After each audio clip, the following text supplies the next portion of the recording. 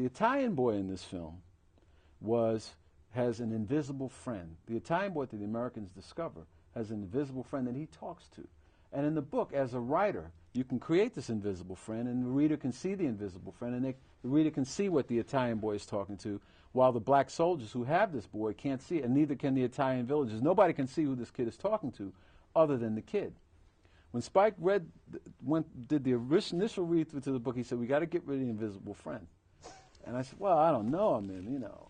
And Spike's response was, you know, how am I going to show an invisible person?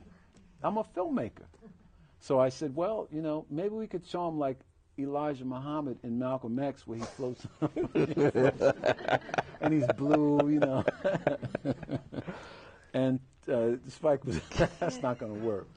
So we had a long discussion about it, and I wrote Spike a long letter, like 2 or 3 page letter, and I sent it to him. And his response was, a one-line response was, you make a good argument, we'll keep the kid. He agreed to keep the kid for a $45 million production for which he had not yet raised all the money. He agreed to keep the kid not knowing how he was going to show the kid. I thought that was a brave decision on your part. Well, we just had to figure out a way to do it. I don't want to, I mean, you also suggested like the Peter Pan Tinkerbell have like a little bell. Right. Every time that we can't do, or some pixie dust. I said, nah, man. Can't do that. But we found a way.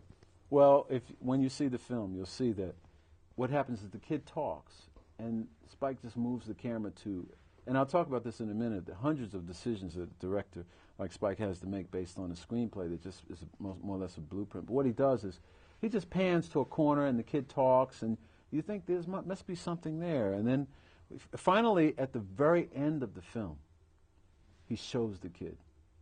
You actually see the invisible friend, and then you see the invisible friend vanish. It's just a wonderful piece of filmmaking. It's really, really clever way of dealing with the problem of invisibility, which was a symbolic element in the book that harks back to Ralph Ellison and Invisible Man, and people who are poor and black and people who don't have power feeling invisible. Spike managed to make that